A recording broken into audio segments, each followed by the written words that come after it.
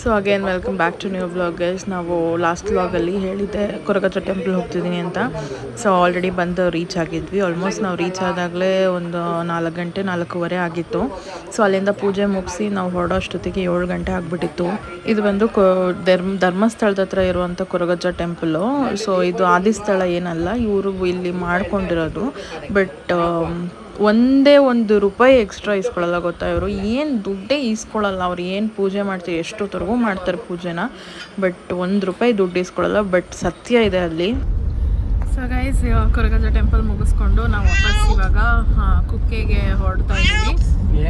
ಕುಕ್ಕೆನಲ್ಲಿ ಹಾಲ್ಟ್ಗೆ ಹೋಗ್ಬೇಕು ನಾವು. So room book ಮಾಡಿದ್ದೀವಿ. ಹೋಗ್ತಾ ಹಂಗೆ ಊಟ ಮಾಡಿಕೊಂಡು ಒಟ್ಟಿಗೆ ಹೋಗಿ ರೂಮಲ್ಲಿ ಸೆಟ್ಲ್ ಆಗಿಬಿಡೋಣ ಅಂತ ಅಂದ್ಕೊಂಡಿದ್ದೀವಿ. ಸೊ ನೋಡ್ಬೇಕು ಹೇಗಾಗುತ್ತೆ ಅಂತ. ಆ್ಯಂಡ್ ನಿಮಗೆ ಹೇಳಿದ್ದೆ ಯಾಕೆ ಕೊರಗಜ್ಜ ಟೆಂಪಲ್ಗೆ ಹೋಗಿದ್ದೀನಿ ಅಂತ ಅಂದ್ಬಿಟ್ಟು. ಸೊ ಹೇಳ್ತೀನಿ ಅಂತ ಹೇಳಿದ್ದೆ. ಸೊ ಐ ಥಿಂಕ್ ಈ ವ್ಲಾಗಲ್ಲಿ ಹೇಳೋದಕ್ಕಿಂತ ಅದನ್ನು ನಾನು ನೆಕ್ಸ್ಟ್ ವ್ಲಾಗಲ್ಲಿ ಹೇಳ್ತೀನಿ, ಬಿಕಾಸ್ ಅದೊಂದು ದೊಡ್ಡ ಸ್ಟೋರಿನೇ ಇದೆ. ಸೊ ಸಣ್ಣದಾಗಿ ಹೇಳ್ಬೇಕಂತಂದರೆ, ಮಕ್ಕಳಾಗದೇ ಇರೋರು ಮತ್ತು ಈ ಮದುವೆ ಆಗದೇ ಇರೋರು, ಈ ಥರ ಪ್ರಾಬ್ಲಮ್ಸ್ ಏನೇನಿರುತ್ತಲ್ಲ, ಅವರು ಅಲ್ಲಿ ಹೋಗಿ ಪೂಜೆ ಮಾಡಿಸ್ತಾರೆ. ಸೊ ನನಗೆ ಇದ್ರ ಬಗ್ಗೆ ಗೊತ್ತಾಯಿತು. ಸೊ ಅವಾಗ ನಾನು ಹೋಗಿ ಪೂಜೆ ಮಾಡಿಸ್ದೆ. ಸೊ ಅವಾಗಲೇ ನನ್ನ ಮಗಳು ಜನಿಸಿದ್ದು. ಸೊ ಅದ್ರ ಸ್ಟೋರಿ ಇದೆ, ಅದು ನೆಕ್ಸ್ಟ್ ಯಾವುದಾದ್ರೂ ಬರೋಕ್ಕೆ ಮುಂದಿನ ಬ್ಲಾಗಲ್ಲಿ ಹೇಳ್ತೀನಿ. ಇನ್ ಕೇಸ್ ನಿಮ್ಗೆ ಇಂಟ್ರೆಸ್ಟ್ ಇತ್ತು ಅಂತಂದರೆ ನೀವು ಕಮೆಂಟ್ ಹಾಕಿದ್ರೆ ನಾನು ಅದ್ರ ಬಗ್ಗೆ ವಿಡಿಯೋ ಮಾಡ್ತೀನಿ. ಸೊ ಸಾಕು ಅನಿಸುತ್ತೆ ಹೇಳಿದ್ದು. ಆ್ಯಂಡ್ ಇವಾಗ ಹೋಗ್ತಾ ಇದ್ದೀವಿ. ಹೋಗಿ ಊಟ ಮಾಡಿ ಮತ್ತೆ ರೂಮ್ಗೆ ಹೋಗೋದು, ಅದನ್ನು ಕೂಡ ವ್ಲಾಗ್ ಮಾಡ್ತೀನಿ. ನೋಡಿ ನನ್ನ ಮಗಳು ಮುಂದೆ ಹೋದ್ಲು. ಯಾಕೋ ಸಿಕ್ಕಾಪಟ್ಟೆ ಅಳ್ತಾ ಇದ್ಲು ದೇವಸ್ಥಾನದಲ್ಲಿ. ಇವಾಗ ಒಂಚೂರು ಆರಾಮಾಗಿದ್ದಾಳೆ. ನಾನೇ ಎತ್ಕೊಳ್ಬೇಕು ಅಂತಾಳೆ. ಸೊ ಬನ್ನಿ ಹೋಗುವ.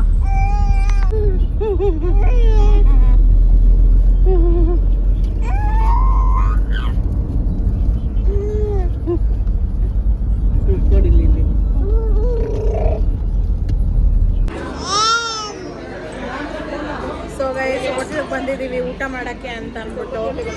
ಒಂಥರ ಆಗ್ತಾಯಿತ್ತು ನನಗಂತೂ, ನಿಜವಾಗ್ಲೂ ಊಟ ಮಾಡೋಕ್ಕೂ ಆಗ್ತಾ ಇರಲಿಲ್ಲ. ಬಟ್ ಸ್ಟಿಲ್ ಇಟ್ಸ್ ಓಕೆ ಅಂತ, ಹೊಟ್ಟೆ ಹಂಗೆ ಬಿಡಬಾರ್ದು ಅಂತ ತಿಂತಾಯಿದ್ದೀನಿ. ಇಲ್ಲಿ ಫುಲ್ಲು ರಶ್ ಇದೆ. ರೂಮ್ಗೆ ಹೋದ್ಮೇಲೆ ವ್ಲಾಗ್ ಮಾಡ್ತೀನಿ. ಸರ್ ಏನೇನಿದೆ ಇಲ್ಲಿ ನೋಡಿ.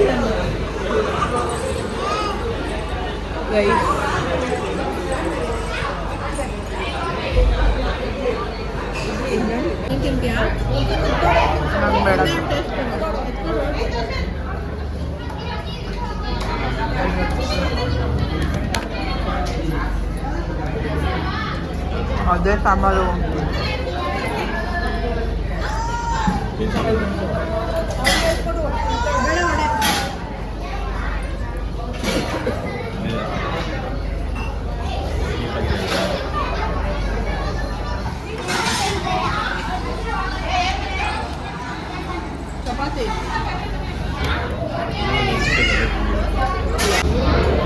ಗೈಸ್, ಇಲ್ಲಿ ಫ್ರೈಡ್ ರೈಸ್ ಅಂತ ಕೊಟ್ಟಿದ್ದಾರೆ.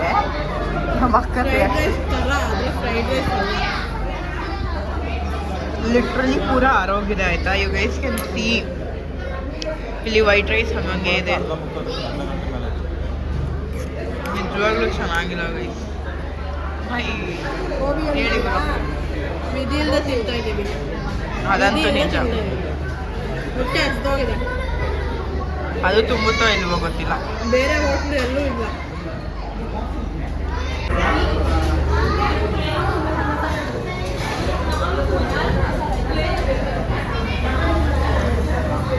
ನಮ್ಮ ಅಕ್ಕ ಎಷ್ಟು ಎಕ್ಸಾಸ್ಟ್ ಆಗಿದ್ದಾಳೆ ಈ ಹೋಟೆಲ್ನ ನೋಡಿ ಅಂದರೆ. Done with this people.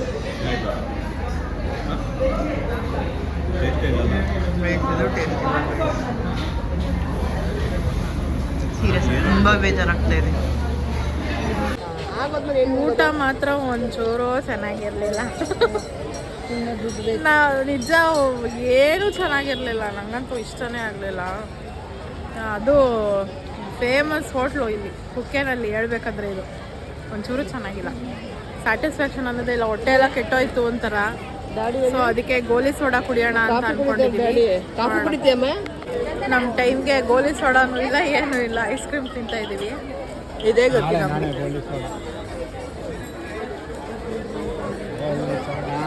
ಈ ಕಾಲಲ್ಲಿ ಅಂಗಡಿಗಳಿದೆಲ್ಲ ತೆಗೆದು ಅಲ್ಲಲ್ಲ ಅಲ್ಲಿ ಮುಂದೆ ಮುಂದೆ ಯಾವುದು ಇಲ್ಲ ಇಲ್ಲಿ ಕಾಮಗಾರಿ. ಸೊ ಗೈಸ್ ಹೇಳಿದ್ನಲ್ಲ ಊಟ ವರ್ಸ್ಟಾಗಿತ್ತು ಅಂತ ಊಟ ಮಾಡ್ಕೊಂಡು ಬಂದ್ವಿ, ರೂಮ್ಗೆ ಬಂದ್ವಿ. ಸೊ ಇವಾಗ ಮಲ್ಕೊಳ್ಬೇಕು, ಮುಖ ಎಲ್ಲ ತೊಳ್ಕೊಂಡು ಫ್ರೆಶ್ ಅಪ್ ಆಗಿದ್ದೀನಿ, ಹಿಂಗೆ ಮಲ್ಕೊಬೇಕು. ಸೊ ನಾಳೆ ಬೆಳಗ್ಗೆ ಎದ್ದು ದೇವ್ರ ದರ್ಶನ ಮಾಡ್ಕೊಂಡು ಹೊರಡೋದು ಅಷ್ಟೇನೆ. ಸೊ ಈ ವ್ಲಾಗ್ನ ಎಂಡ್ ಮಾಡೋದಕ್ಕಿಂತ ನಾನು ನಾಳೆದು ಕಂಟಿನ್ಯೂ ಮಾಡಿಕೊಂಡು ನಾಳೆ ಒಟ್ಟಿಗೆ ಎಂಡ್ ಮಾಡಿಬಿಡ್ತೀನಿ. ಬಿಕಾಸ್ ಸಿಕ್ಕಾಬಟ್ಟೆ ಟಯರ್ಡ್ ಆಗಿಬಿಟ್ಟಿದೆ ನನಗಂತೂ, ಸಾಕಾಗ್ಬಿಟ್ಟಿದೆ, ಯಾವಾಗ ಮನೆಗೆ ಹೋಗ್ತೀನೋ ಅನ್ನೋಷ್ಟು ಆಗ್ಬಿಟ್ಟಿದೆ. ಸೊ ಅದಕ್ಕೆ ನಾಳೆ ಬೆಳಗ್ಗೆ ಬೇಗನೆ ದರ್ಶನ ಮಾಡಿಕೊಂಡು ಹೊರಡ್ತೀವಿ ಅಷ್ಟೇನೆ. ಸೊ ಹಾಗೆ ಕಂಟಿನ್ಯೂ ಮಾಡ್ತೀನಿ ನಾಳೆ ಬೆಳಗ್ಗೆ ವ್ಲಾಗ್ನ. ಈಗ ಸೊ ಗೈಸ್ ಮತ್ತೆ ಇವಾಗ ಬೆಳಗ್ಗೆ ರೆಡಿ ಆಗಿದ್ದೀವಿ ದೇವಸ್ಥಾನಕ್ಕೆ ಹೋಗೋಕ್ಕೆ ಅಂತ ಅಂದ್ಬಿಟ್ಟು. ಇವತ್ತು ಯಾವುದೇ ರೀತಿಯಾದ ಮೇಕಪ್ ಹಾಕ್ಕೊಂಡಿಲ್ಲ, ಬಿಕಾಸ್ ನಾನಂತೂ ಫುಲ್ ಎಕ್ಸಾಸ್ಟ್ ಆಗಿಬಿಟ್ಟಿದ್ದೀನಿ. ಮೇಕಪ್ ಹಾಕೋ ಪೇಷನ್ಸ್ ಕೂಡ ಇಲ್ಲ ನನಗೆ. ಸೊ ಅದಕ್ಕೆ ಬೇಡ ಅಂತ ಅಂದ್ಬಿಟ್ಟು ಜಸ್ಟ್ ಐಲೈನರ್ ಮತ್ತು ಲಿಪ್ಸ್ಟಿಕ್ ಹಾಕ್ಕೊಂಡಿದ್ದೀನಿ ಅಷ್ಟೇ. ಇವನ್ ಬ್ಲಷ್ ಕೂಡ ಹಾಕ್ಕೊಂಡಿಲ್ಲ. ಆ್ಯಂಡ್ ಈ ಒಂದು ಔಟ್ಫಿಟ್ ಹಾಕ್ಕೊಂಡಿದ್ದೀನಿ. ಅಷ್ಟೇ. ಇನ್ನು ದೇವಸ್ಥಾನಕ್ಕೆ ಹೋಗಬೇಕು. ಫಸ್ಟು ಟಿಫನ್ ಮಾಡಿ ಹೋಗೋದಾ ಅಥವಾ ದೇವಸ್ಥಾನದಿಂದ ಬಂದು ಟಿಫನ್ ಮಾಡೋದಾ ಅಂತ ಇನ್ನು ಫಿಗರ್ ಔಟ್ ಮಾಡಬೇಕು. ನೋಡೋಣ ಏನಾಗುತ್ತೆ ಅಂತ. ಆ್ಯಂಡ್ ಎಲ್ಲರದು ಸ್ನಾನ ಆಯಿತು. ಡ್ಯಾಡಿ ಇವಾಗ ಹೋಗಿದ್ದಾರೆ, ಬೀರೇಶ್ದು ಆಯಿತು, ಇನ್ನೇನು ಬರ್ತಿದ್ದಾರೆ.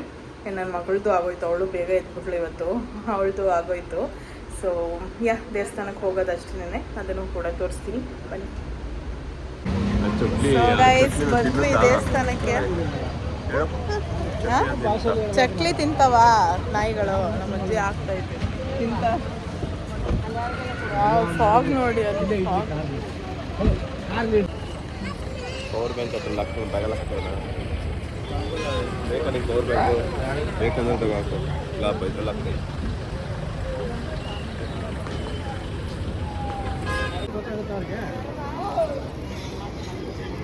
ಸೊ ಬಂದ್ವಿ, ಟೆಂಪಲ್ ಹತ್ರ ಹೋಗಬೇಕು ದರ್ಶನ ಮಾಡೋದಕ್ಕೆ ಅಂತ. ಸೊ ಗೈಸ್ ಅಲ್ಲಿ ಸುಬ್ರಹ್ಮಣ್ಯ ದೇವಸ್ಥಾನ ಅಂದರೆ ಮುಖ್ಯ ಅದು ಮೇಯ್ನ್ ದೇವಸ್ಥಾನ ನೋಡಿಕೊಂಡು ಈಗ ಆದಿ ಸ್ಥಳಕ್ಕೆ ಹೋಗ್ತಾ ಇದ್ದೀವಿ. ಆ್ಯಕ್ಚುಲಿ ಹೇಳ್ಬೇಕಂದ್ರೆ ಅಲ್ಲಿ ದರ್ಶನ ಮಾಡಿ ಮತ್ತು ಆದಿ ಸ್ಥಳಕ್ಕೆ ಹೋಗಲೇಬೇಕು. ಆದಿ ಸ್ಥಳಕ್ಕೆ ಹೋಗಲಿಲ್ಲ ಅಂದರೆ ಇಲ್ಲಿ ಬಂದು ವೇಸ್ಟ್ ಅನ್ನೋ ಥರ, ಸಂಪೂರ್ಣ ಆಗಲ್ಲ. ಸೊ ಅಲ್ಲಿಗೂ ಹೋಗಬೇಕು. ಗೊತ್ತಿಲ್ಲ ಅಂದರೆ ತಿಳ್ಕೊಳ್ಳಿ, ನಮಗೂ ಗೊತ್ತಿರಲಿಲ್ಲ ಲಾಸ್ಟ್ ಟೈಮಿಂದ ನಮಗೂ ಗೊತ್ತಾಗಿದ್ದು ಅದು. ಸೊ ಈಗ ನಾನು ಬರ್ತಾಯಿದ್ವಿ, ಬಟ್ ಆದಿ ಸ್ಥಳ ಇದೆ ಅನ್ನೋದು ನಮಗೆ ಗೊತ್ತೇ ಇರಲಿಲ್ಲ ಹೇಳ್ಬೇಕಂತಂದರೆ. ಸೊ ಗೊತ್ತಿತ್ತು, ಬಟ್ ಕಂಪಲ್ಸರಿ ಹೋಗಬೇಕು ನನಗೆ ಗೊತ್ತಿರಲಿಲ್ಲ. ಸೊ ಅದಕ್ಕೆ ಈಗ ಹೋಗ್ತಾ ಇದ್ದೀವಿ. ನೋಡಿ ಇಲ್ಲೆಲ್ಲ ಫುಲ್ಲು ಸ್ಟಾಲ್ಸ್ ಇಟ್ಟಿದ್ದಾರೆ. ನೋಡೋಣ ಬರ್ತಾ ಏನಾದರೂ ವಿನಾಯಕಿಗೆ ತಗೊಳ್ಳೋಣ. ನೋಡಿ ಇದೇ ಆದಿ ಸ್ಥಳ. ಇಲ್ಲಿ ಮನೆ ಕಟ್ಟೋರು ಯಾರಾದರೂ ಕಲ್ಲು ಜೋಡಿಸಿದ್ರೆ ಮನೆ ಕಟ್ತಾರೆ ಅಂತ ಒಂದು ನಂಬಿಕೆ. ಸೊ ಇದೇ ಆದಿ ಸ್ಥಳ. ನೀರೇ ಇಲ್ಲ ಒಂಚೂರು. ಲಾಸ್ಟ್ ಟೈಮ್ ಬಂದಿದ್ದಾಗಿತ್ತು ಅಲ್ವೇನಜ್ಜಿ? ಲಾಸ್ಟ್ ಟೈಮ್ ನೀರಿತ್ತು, ನಾವು ಬಂದು ಕಾಲೆಲ್ಲ ಆಟ ಆಡ್ಕೊಂಡು ಆಡಿಸಿ ಹೋಗಿದ್ದು ನೆನಪಿದೆ. ಸೊ ನಮ್ಮ ಗಣಪತಿಗೆ ಒಂದು ನಮಸ್ಕಾರ ಮಾಡಿಕೊಂಡು, ವಿನಾಯಕನಿಗೆ ನಮಸ್ಕಾರ. ವಿನಾಯಕಿ ಮಾಡ್ತಾ ಇದ್ದಾಳೆ. ವಿನಾಯಕಿ ಓದ್ತಾ ಇದೆಯಾ? ಕಣ್ಣೀರ ಓದ್ತಾ ಇದ್ದೀವಿ ನೋಡಿ ಹೆಂಗೆ ಆಡ್ತಾವಳೆ ಅಂತ. ಏಯ್ ಎತ್ತಮ್ಮ ಚೋ. ಸೊ ಬ್ರೇಕ್ಫಾಸ್ಟಿಗೆ ಬಂದಿದ್ದೀವಿ. ಬ್ರೇಕ್ಫಾಸ್ಟ್ ಮಾಡಿಕೊಂಡು ಮತ್ತಿನ್ನು ಬೆಂಗಳೂರು ಕಡೆ ಹೊರಡಬೇಕು.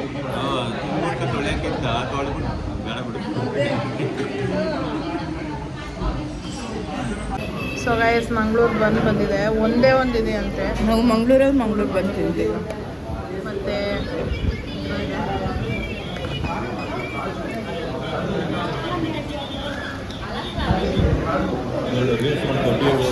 ತುಂಬ ಜನ ಬಂದ್ಬಿಟ್ಟಾರೆ.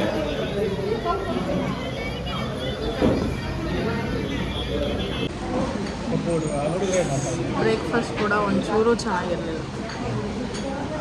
Worst breakfast. ಸೊ ಏನಂದರೆ ಫಸ್ಟ್ ಟಿಫನ್ನು ಒಂಚೂರು ಚೆನ್ನಾಗಿರಲಿಲ್ಲ. ಏನಿವ್ರಪ್ಪ ರಾತ್ರಿ ನಾವು ಹೋಟ್ಲಿಗೆ ಹೋಗಿದ್ರೆ ಆಗಿತ್ತು. ನೋಡಿದ್ರೆ ಇಲ್ವಾ ಇವತ್ತು ಬೆಳಗ್ಗೆ ಅಲ್ಲಿ ತಿಂದಿವ್ರು. ಈಗ ಈ ಹೋಟೆಲ್ ನೋಡಿದ್ರೆ ಇಲ್ವಾ? ಚೆನ್ನಾಗಿರ್ಲಿಲ್ಲ, ಒಂಚೂರು ಚೆನ್ನಾಗಿಲ್ಲ. ಹೊರಗಡೆಯಿಂದ ಮಾತ್ರ ಏನು ಫುಲ್ಲು ಹೈಫೈ ಲಕ್ಸುರಿ ರೆಸ್ಟೋರೆಂಟ್ ಥರ ಕಾಣುತ್ತೆ, ಬಟ್ ಒಳಗಡೆ ಹೋದ್ರಂತೂ it was not good at all. ಚೆನ್ನಾಗೇ ಇರಲಿಲ್ಲ.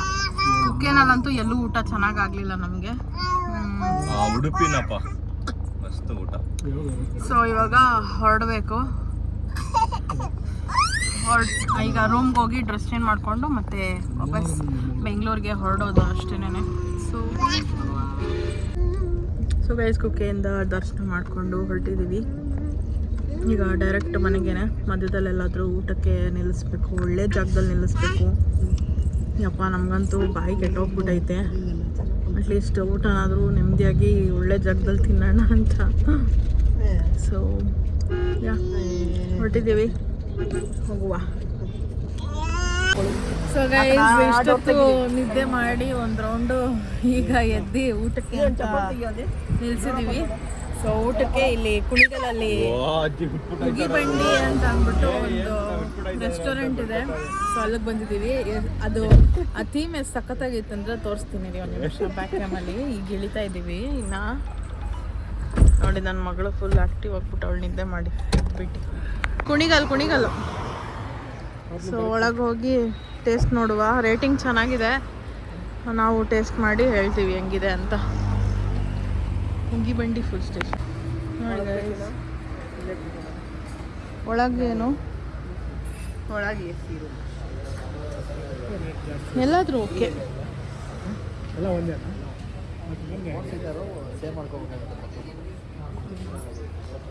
ಸೊ ಬೋಗಿಗಳ ಥರ ಇದೆ.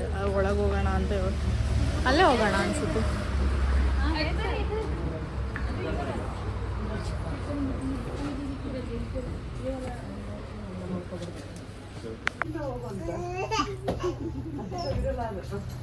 ಇನ್ನು ಅಜ್ಜಿ ತಾತ ಬೇಕಾವು? ಅಜ್ಜಿ ತಾತ ಬೇಕಾ? ಅಲ್ಲಿ ನೋಡಮ್ಮ, ಅಜ್ಜಿ ತಾತ ಬೇಕಾ? ಅಜ್ಜಿ ತಾತ ಬೇಕಂತೆ. ನೋಡಿ ಸಾಕಲ್ಲೆಲ್ಲ ನೋಡಿ.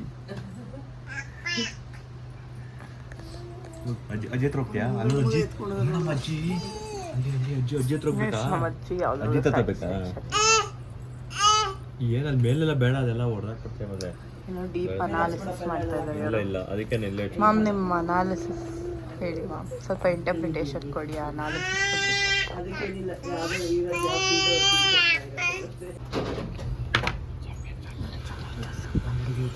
ಇಲ್ಲಿ ಸೂಪ್ ಕುಡಿಸ್ಲಾ? ಸೂಪ್ ಇದೆ.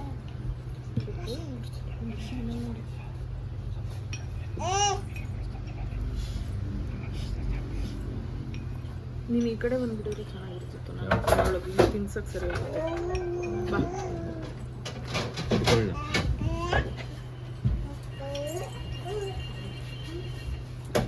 ಈ ಟೇಬಲ್ ಮೇಲೆ ಒಂದು ಅಲ್ಲೊಂದು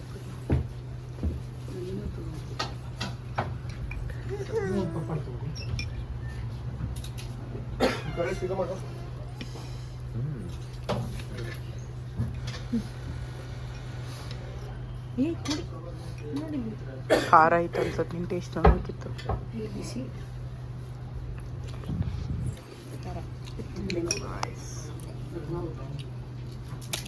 ಬೇಗ ಒಂಚೂರು ಇದು ಕೊಟ್ಬಿಡಪ್ಪ.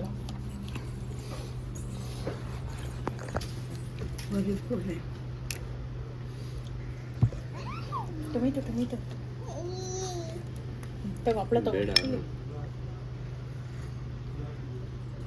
ಎಲ್ಲ ಕಡೆಗೂ ಹಾಕಿ ಬ್ರೋ.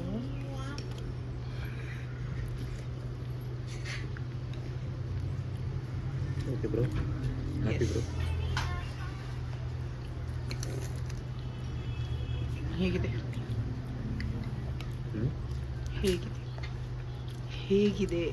ಚೆನ್ನಾಗಿದೆ. Thank you.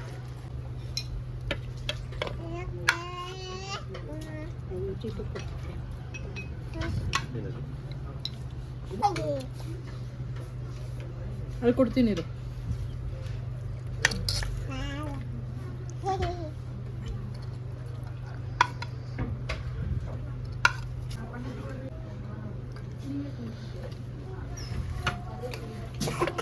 Okay okay.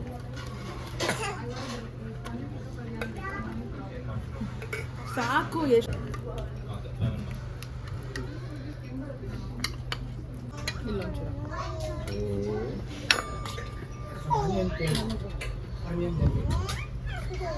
Guys, ನಮ್ಮ ಅಕ್ಕ ಯಾವಾಗಲೂ she save this gravy for biryani. ಇಲ್ಲಿ ಸ್ವಲ್ಪ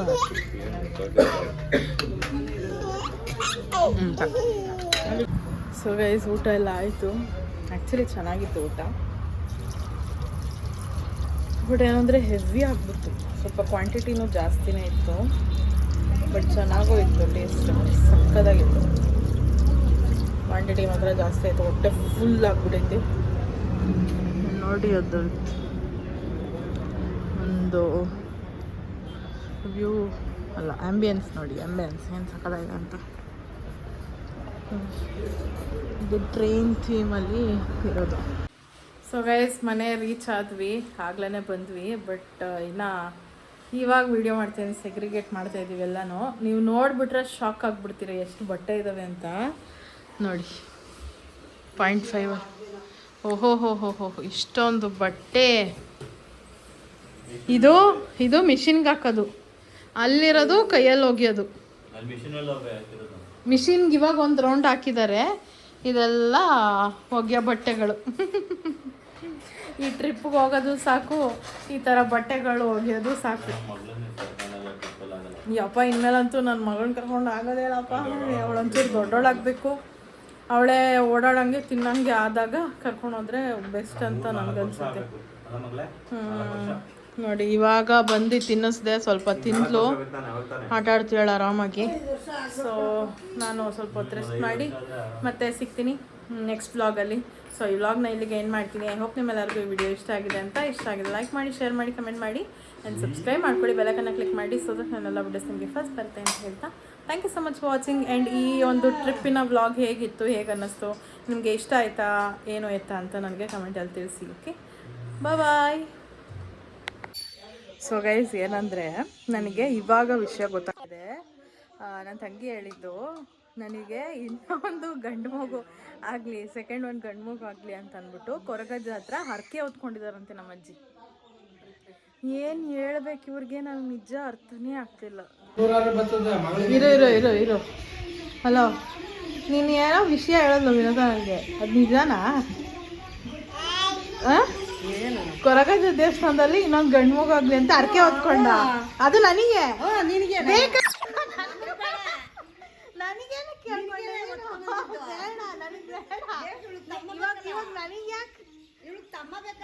ಅವಳಿಗೇನ್ ಬೇಡ, ತಮ್ಮ ಬೇಕಾ? ಅಲ್ಲ, ಯಾರನ್ನ ಕೇಳ ಅರ್ಕೆ ಹೊತ್ಕೊಂಡೆ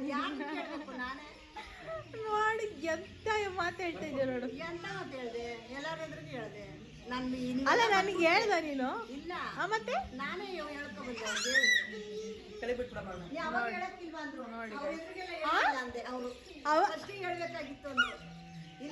ಅಜ್ಜಿ ಓದೇ ಕೊಡ್ತೀನಿ. ಅಲ್ಲ, ನಿನ್ ಮಗಳನ್ನ ಕೇಳದೆ ಬೇಕು ಅಂದ್ಲ, ತಮ್ಮ ಬೇಕು ಅಂದ್ಲು. ಹೌದಾ ವಿನಾಯಕಿ? ಹೌದಾ? ಅವಳು ಎಲ್ಲದಕ್ಕೂ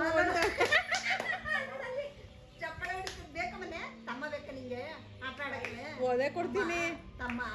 ನಾನೇ ಇನ್ನ ಕ್ಯೂರ್ ಆಗ್ತಾ ಇದ್ದೀನಿ. ಇವಾಗ ತಮ್ಮ ಅಂದೆ, ತಮ್ಮ ಅಲ್ಲ, ಅವಳು ಇವಾಗ ಹೇಳ್ತಾಳಂಗಂತ. ನಿಂತ್ಕೊಂಡು ಅಜ್ಜಿ ಕೇಳ್ಕೊಬತ್ತು ಅಂತ ನನಗದು ನೆನಪಾಗ್ಲಿಲ್ಲ. ಅವಾಗ ಏನು ಹೇಳು, ಫ್ಲಾಶ್ ಆಗ್ಲಿಲ್ಲ. ಇವಾಗ ವಿನುತಾ ಹೇಳಿದ್ಲಂಗಂತ. No no no no no no